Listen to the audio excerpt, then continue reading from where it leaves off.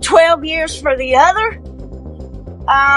Even though he says he has no reasons to believe my child to be alive, I will go ahead. As hard as this is for me to say, I have not made any inclinations one way or the other since this report came out. My heart, my gut, and my soul tell me my child is no longer alive. In other news this afternoon, the adoptive parents of a North Carolina teen found dead years after being reported missing. The skeletal human remains of Erica Parsons were discovered on Tuesday. Law enforcement sources telling our NBC affiliate WCNC that her remains were found in Chesterfield County, South Carolina, some 40 miles southeast of Charlotte. Now, Erica was last seen in 2011 when she was just 13 years old. In July 2013, a young man walked into a North Carolina sheriff's office with a story that would unravel one of the most shocking cases of child abuse and fraud in modern history. His name was Jaime Parsons, and he came to report his little sister missing, nearly 2 years after she had last been seen alive. For 674 days, no one filed a report. No Amber Alert was issued. No search parties were organized. A 13-year-old girl had effectively been erased. But what happened next would reveal far more than just a missing child. It would expose a calculated system of abuse, fraud spanning years, and the failure of institutions designed to protect the most vulnerable. This is the story of Erica Lynn Parsons, and it starts with a lie. Before we continue, if you're new here, consider subscribing for more well-researched true crime documentaries focused on the facts, the investigation, and justice.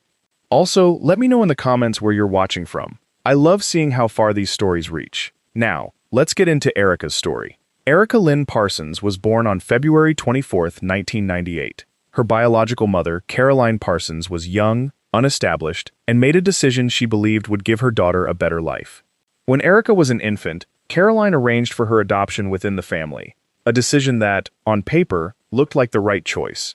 Her adoptive parents were Casey and Sandy Parsons, her aunt and uncle. They already had several children, including Jaime. They lived on Miller Chapel Road in Salisbury, a quiet, small city where most people know their neighbors by name. It seemed like stability. It seemed like safety. But inside that house on Miller Chapel Road, Erica's life looked nothing like what Caroline had imagined. According to Jaime's account to police, Erica stopped living at the house sometime in late 2011. She was just 13 years old. When he asked his parents where she was, they gave him the same answer every time. She was living with her biological grandmother in Asheville, North Carolina, a woman the family called Nan. But here's what makes this detail crucial. No one questioned it, not seriously. Erica's absence became routine. Weeks turned into months. Months turned into years. And not a single missing persons report was filed. Why didn't anyone call the authorities? Why didn't a teacher notice she stopped attending school? Why did the system designed to protect children fail so completely? The answer, investigators would later discover, was far more deliberate than simple negligence. On July 30, 2013, Jaime Parsons walked into the Rowan County Sheriff's Office with his uncle Scott. When Jaime began to speak, the officers in that room quickly realized this was not a routine missing persons case. Jaime told investigators that his parents had been mistreating Erica for years. Not occasionally, routinely. He described physical abuse, emotional neglect, and a pattern of behavior that went far beyond typical parenting concerns. Critically, he mentioned something else. His parents had continued collecting government benefits in Erica's name, even after she stopped living at home. That detail changed everything. Financial investigators began to take notice. When Casey and Sandy were brought in for questioning, they denied everything. They stood by their story. Erica was with her grandmother. Jaime was a bitter teenager who'd been kicked out of the house. According to them, this was revenge. But then investigators asked a critical question. Could they provide proof? A phone number? A Facebook profile? Anything showing contact with this grandmother? Casey couldn't. She had nothing. When investigators dug deeper into the story of Nan, supposedly Erica's biological grandmother living in Asheville, they discovered something significant.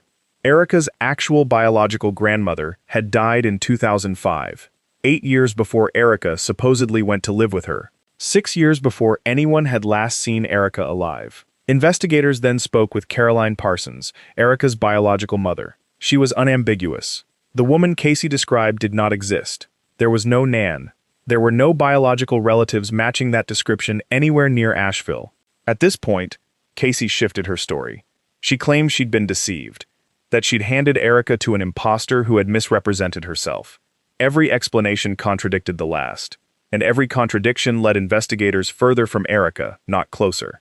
While some investigators pursued Erica's whereabouts, others followed a financial thread that became increasingly significant. Casey and Sandy Parsons had been collecting government benefits designated for Erica's care, approximately $600 monthly, long after she stopped living with them. These weren't small payments. Over time, they accumulated into substantial sums. Erica had been adopted through North Carolina's foster care system and identified as having special needs. That designation qualified the family for enhanced benefits. But there was more. Working with the FBI, investigators traced accounts across 3 major banks: Wells Fargo, Bank of America, and SunTrust. What they discovered was methodical. The Parsons family had not simply continued collecting Erica's benefits by oversight. They had done so consistently, month after month, without interruption. In August 2013, search warrants were executed on the family home. Officers emerged with dozens of items. Among them, magazines and a book about the unsolved JonBenet Ramsey case, complete with handwritten notes referencing home repairs. A section of drywall from a closet had been cut out. The baseboards had been removed. Both contained red staining. A pair of jeans with similar staining was seized. A storage unit registered to Sandy Parsons was searched, yielding parts of a vacuum cleaner, a videotape, school documents, a hammer, and what the warrant described as teeth. Most tellingly, investigators documented that they could find no evidence Erica had occupied any part of that house in a long time. No bedroom, no personal space, no signs of habitation. It was as if she had been deliberately removed, erased. The affidavit supporting the financial warrant made an explicit connection. Investigators concluded that the ongoing desire to collect Erica's benefits had played a direct role in why her disappearance was never reported. The money was part of the reason the lie persisted for so long. This wasn't speculation. This was documented investigative conclusion. Casey and Sandy's attorney attempted to argue that since they remained her legal guardians, they were technically within their rights to collect those payments. But that argument immediately raised a logical problem. If Erica was truly with her grandmother, safe and cared for, why not report her missing when she didn't come home? Why not file paperwork to modify custody? Why the silence? The only answer that fit the facts was one investigators didn't want to consider but couldn't ignore. Casey and Sandy knew where Erica was, and it wasn't Asheville. In the months following Erica's official missing person report, law enforcement response escalated. Neighbors described watching one officer show up to the Parsons home, followed minutes later by 25 or 30 squad cars lining the street. Officers combed the property from multiple angles. They searched the backyard repeatedly. Nothing immediately suspicious was discovered. A month into the investigation, the FBI officially joined local and state law enforcement, shifting the case into a higher gear. Meanwhile, Casey and Sandy began a media strategy. They gave interviews. They sat down with Dr. Phil. During those appearances, they maintained their story, though details continued to shift. Casey admitted they'd never actually visited the grandmother's home in person, only seen photographs. She said Erica was allowed to visit on her own and eventually didn't want to return. But observers noticed something striking. When asked about Erica in interviews, Casey and Sandy spoke in the past tense. She was, she didn't, she had.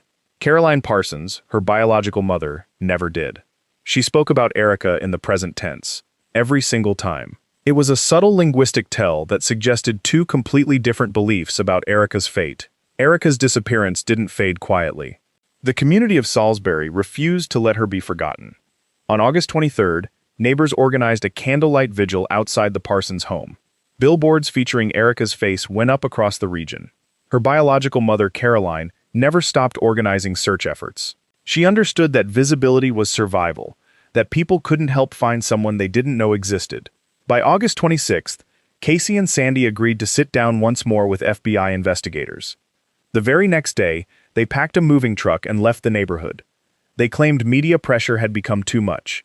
The cameras, the reporters, the scrutiny, it was driving them away. Instead, it looked like flight. In 2014, after nearly a year of investigation, the FBI announced a $25,000 reward for information leading to Erica's whereabouts. The Rowan County Sheriff's Office added another $5,000, The case had become stalled. No leads, no sightings, no body, just silence and unanswered questions. But investigators had been building a different case in parallel, on charges of fraud. In fall 2014, federal agents executed a warrant on the Parsons residence. Casey and Sandy were arrested and charged with 76 criminal counts spanning from February 2010 through August 2013. The charges detailed years of methodical, deliberate fraud, collecting adoption assistance, Medicaid, Social Security, and food assistance for a dependent who no longer lived under their roof. Additionally, Casey had allegedly used other people's personal information on fraudulent federal tax returns to inflate refunds. The scope was substantial. The pattern was clear. Both were placed under strict supervised release with electronic monitoring.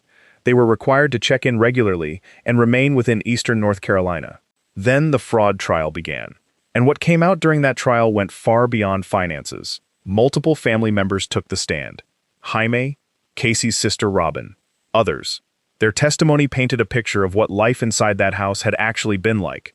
A picture that contradicted every public statement Casey and Sandy had made. Robin testified that she had been asked to take Erica in for several months. When asked why, her answer was direct and devastating, so that Casey wouldn't hurt her. She described Erica as frequently covered in marks and bruises. She described Casey being unable to make direct eye contact with the child. Jaime's testimony was more detailed. He described Erica being denied bathroom access, forced to eat dog food or food from the trash, denied regular meals, made to drink from the dog's bowl. She had no bed, not even a cot. She slept on the floor. Her fingers were deliberately bent backward and broken. She was locked in a closet for extended periods. Most critically, Jaime admitted something that clearly weighed on him. He and the other children had participated in mistreating Erica, starting when she was around 5 years old. He described one incident where he broke her arm. He said after that moment, he made a decision never to raise a hand to her again.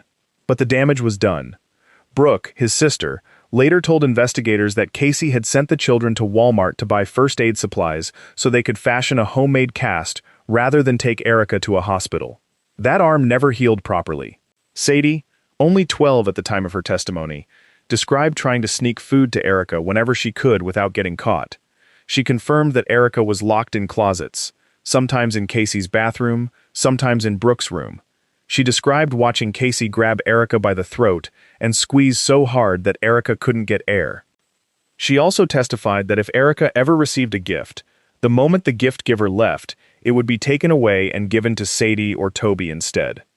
A statement read by the district attorney revealed that Sandy had told someone that no one would ever find Erica because Casey was smarter than the FBI. That statement would prove darkly prophetic. When the fraud trial concluded, Casey pleaded guilty to 5 counts of mail fraud, 1 count of aggravated identity theft, 1 count of conspiracy to commit fraud, 4 counts of wire fraud, and 4 counts of aiding in the preparation of false tax returns. She was sentenced to 120 months in federal prison, ordered to pay over $41,000 in restitution, and placed on 3 years of supervised release. Sandy was found guilty on 43 counts following jury deliberation of less than 5 hours. He received 96 months, ordered to pay over $624,000 in restitution. At sentencing, the judge didn't hold back. He said he had sentenced close to 1,000 people over his career and couldn't recall a single case that affected him as deeply. He called Casey and Sandy morally bankrupt. He described the story about Nan as a poorly constructed, intentional lie. But the fraud sentences, while substantial, were federal charges related to money. Erica's actual fate remained unknown. She was still missing, and both Casey and Sandy still denied knowing what had happened to her. For years, Sandy had maintained the story. But in 2016, nearly 5 years after Erica was officially reported missing, something changed. Sandy's oldest biological daughter, Brooke, visited him in federal prison. During that visit, Sandy told her something significant. He was ready to help police find Erica. Investigators were contacted. Sandy was interviewed. And finally, after all those years of denial, inconsistency, and obfuscation, the truth began to emerge. According to Sandy's statement, on December 17, 2011, Casey claimed she found Erica lying unresponsive on a blanket on the living room floor. In Casey's version, Erica had taken her own life. But regardless of the circumstances of Erica's death, What happened next revealed the true nature of her adoptive parents. Sandy stated that they poured bleach over Erica's body in an attempt to cover evidence. They placed her remains in plastic bags, sealed them in a storage container, and that same evening, they attended a holiday party. They walked into a room full of people, smiled, made conversation, and acted as though nothing had happened. The next morning, Sandy said they drove to Pageland, South Carolina, approximately 40 miles southeast of Charlotte. Sandy dug a hole in a wooded area. Casey removed Erica's clothing, and Erica's remains were placed into a shallow grave. Sandy also told investigators that Casey had specifically instructed him to let her handle the story about Nan. Managing that cover story was going to be her responsibility. He had complied. Sandy then led investigators directly to that wooded area. In less than 60 seconds of walking into those woods, they found her.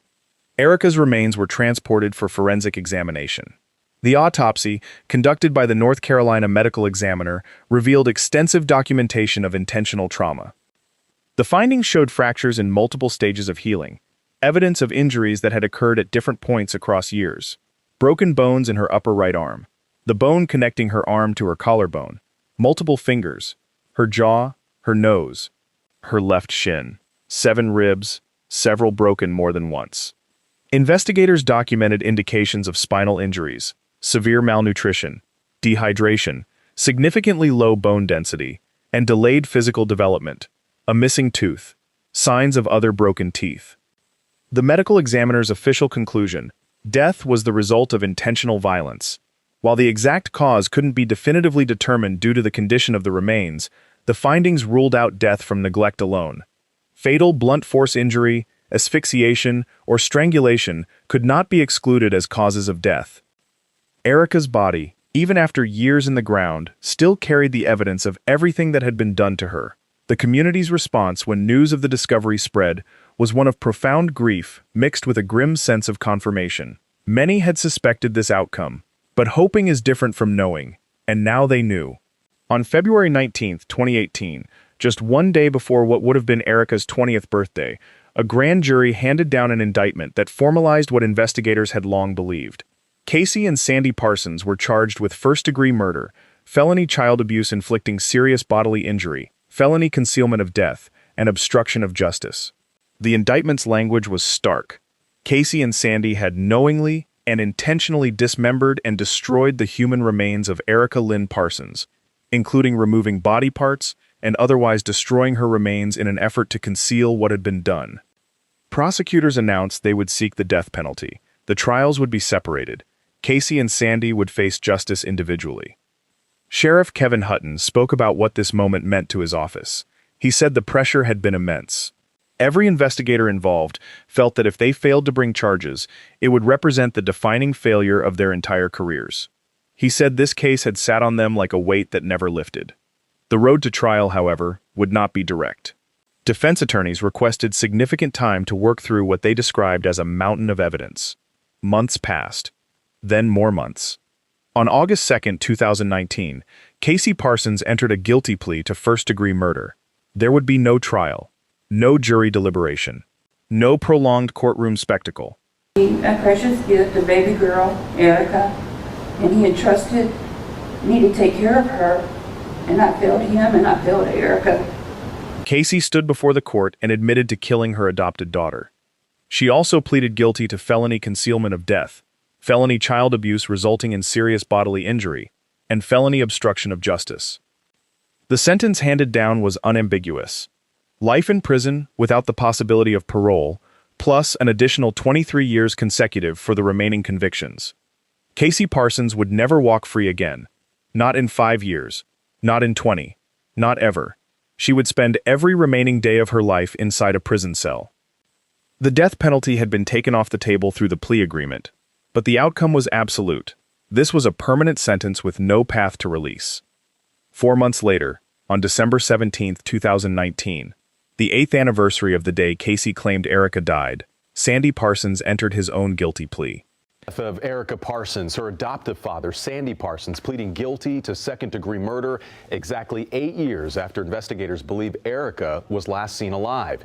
He admitted to second-degree murder, obstruction of justice, felony child abuse, and felony concealment of death. The date was not coincidental. The court noticed. Everyone noticed. Sandy's sentencing proceeded with testimony from expert witnesses.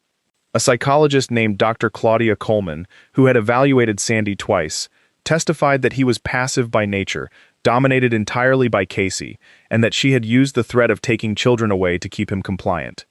Dr. Coleman suggested Sandy hadn't fully understood the severity of what was happening to Erica. The district attorney immediately countered. The prosecutor stated directly that Sandy hadn't merely witnessed the abuse. He had participated in it.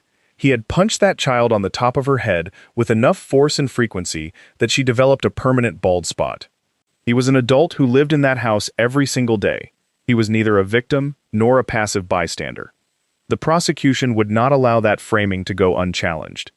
Sandy was sentenced to a minimum of 33 years in prison to run consecutively after completing his federal sentence.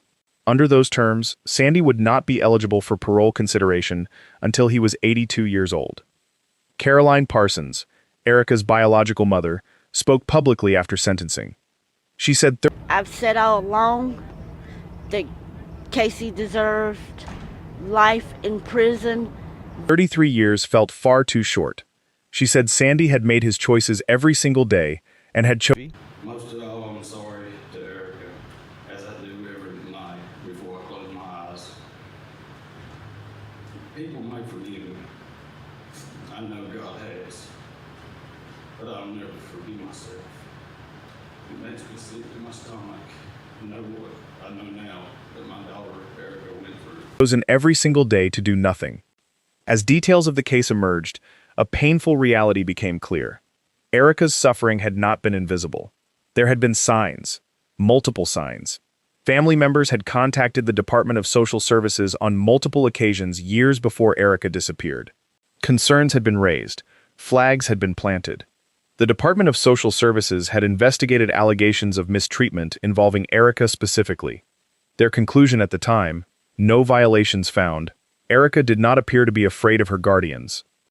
Looking back on that determination, knowing everything that would eventually come out, that finding is one of the hardest parts of this entire story to sit with. Teachers, relatives, neighbors, people who had contact with Erica over the years had noticed things. Bruises, crooked fingers, a child who flinched. But notice is different from action, and action requires courage. Caroline Parsons pointed this out directly after sentencing. It wasn't just Casey and Sandy who had failed Erica. Family members and people who saw warning signs had also made a choice. They had chosen silence, and that silence had consequences. In 2017, after her remains were identified, the community of Salisbury organized Erica's funeral. At First Baptist Church, family members, law enforcement officers, and complete strangers who had followed this case gathered to say goodbye. The service was held almost a year after her remains had been recovered. It was held the day before her birthday, what would have been her 20th. She was finally home. Caroline Parsons attended. She had given Erica up because she believed it would give her daughter a better life. She didn't have stability then. She didn't have a steady income or a permanent home. She had made a decision she believed was in Erica's best interest, trusting the people taking her in would provide what she couldn't. She described Erica as a gift. The kind of gift millions of people spend their entire lives hoping to receive. Sheriff Kevin Hutton reflected on the investigation's scope when it finally concluded. He said this case was never about the Rowan County Sheriff's Office, the District Attorney's Office, the FBI, or any single agency. The only reason every single person involved kept going through the dead ends, retractions, and delays was for Erica. Everyone working the case understood that no matter how frustrated they got, they had to move carefully, build methodically, and make sure every piece of the foundation was solid. He said giving into public pressure and rushing would have been irresponsible and potentially devastating. So they didn't. They built it brick by brick, and in the end, it held. District Attorney Burke made a statement that became one of the defining observations of this entire case. He said, "We have to have the courage to be a voice for those who no longer have one." He spoke about how people who harm children represent some of the worst that human nature has to offer. That there are few things more calculated and cruel than earning a child's trust and then using that trust to make them feel worthless and unsafe. Consider the numbers that defined Erica's disappearance. 674 days passed before a report was filed. 2 years. nearly 24 months. She was 13 years old the last time anyone outside that house saw her alive. She had spent the majority of her short life without comfort, safety, or basic care. She was hidden while she lived. She was hidden after she died. For 5 years, she lay in a shallow grave in South Carolina, while the people who put her there collected government checks in her name and gave television interviews. But she was found. And the people responsible are spending the rest of their lives in prison. Not because of luck, not because of accident, because investigators refused to stop, because a community refused to forget, and because a young man walked into a sheriff's office one July morning and decided it was time for someone to finally say her name out loud. Erica Lynn Parsons was born February 24, 1998. She was 13 years old when she died. She never got to go to prom, never fell in love, never attended college, never experienced the simple freedom of sleeping safely in her own bed or receiving unconditional care. But her story didn't end in silence. If this case moved you, if you think Erica's story deserves to be heard, I want to ask you for something. Subscribe to this channel. We cover cases that deserve to be heard. Cases where justice was served. Cases where the system, despite its failures, ultimately held people accountable. Every subscription, every view, every share helps these stories reach more people. And when people know these stories, they stay vigilant. They pay attention. They report suspicious behavior. They make noise when they see warning signs. Leave a comment below. Tell me where you're watching from. Tell me what struck you about Erica's story. Whether you're in North Carolina, across the country, or watching from somewhere across the ocean, I want to know. It helps us understand our audience and ensures this story reaches the people who need to hear it. Most importantly, if you ever suspect a child is being abused or neglected, make a call. Don't hesitate. Don't convince yourself it's not your place. The system failed Erica in numerous ways, but one thing that could have changed her story was someone, anyone, deciding their voice mattered. It did. It does. This has been the true crime documentary story of Erica Lynn Parsons. Thank you for watching, and please, take care of yourselves and take care of each other, especially the children in your lives.